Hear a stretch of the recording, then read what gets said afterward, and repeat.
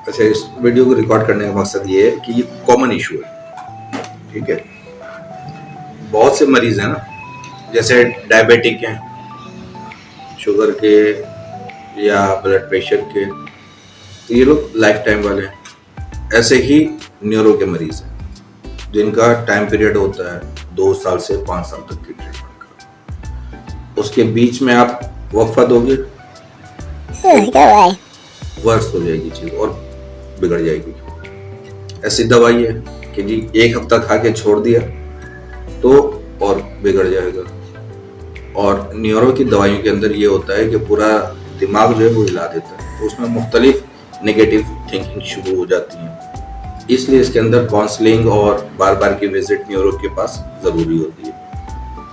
अब वो मसला आता है क्योंकि लॉन्ग टाइम की ट्रीटमेंट है, तो कॉस्ट का देखा जाता है कि जी क्या कॉस्ट आ रही है। अगर तो ज़्यादा महंगी होगी तो पेशेंट मजबूरन छोड़ देगा दवाई को। उसका तरीके ये है कि जी आपने डॉक्टर को अपने बोलना है कि जी ये दवाई महंगी ना दें।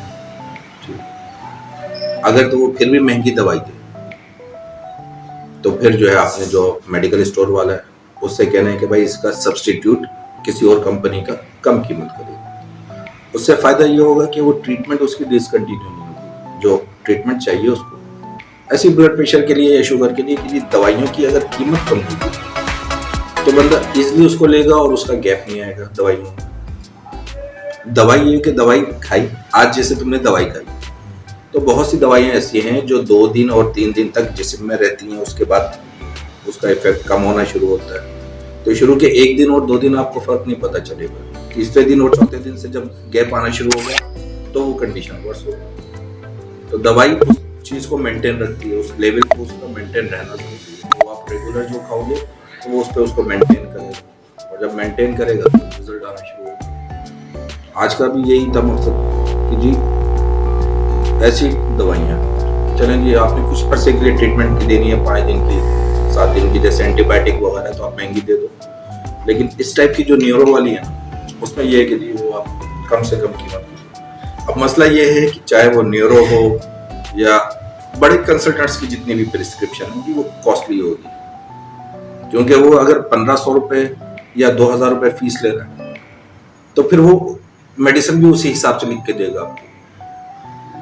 अब आप किसी कंसल्टेंट के पास 1700 फीस दे के जाओगे तो वो आपको सेप्ट्रान की गोली नहीं लिख के देगा या लिंकोसिन के इंजेक्शन लिख के नहीं दे देगा। हालांकि उधर वो 500 वाली दवाई ने भी वही काम करना है जो 10 रुपए वाली गोली ने करना है, लेकिन वो एक इमेज बिल्डिंग की वजह से कि जी मैंने 1500 रुपए फीस लिए या 1700 रुपए फीस लिए तो मैं ये दवाई लिख के दूँ।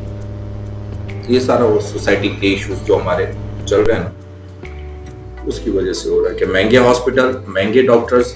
जरूरी नहीं है कि हर महंगा डॉक्टर अच्छा हो, बहुत सस्ते डॉक्टर जो होते हैं वो भी बहुत अच्छे होते हैं। अप्रोच की बात होती है। यही था आज का मकसद इस वीडियो का भी कि जी जो बेसिक हेल्थ के इश्यूज हैं उसको हम अपने चैनल के ऊपर डिस्कस करते हैं। आज के लिए इतना। डॉक्टर फैसल।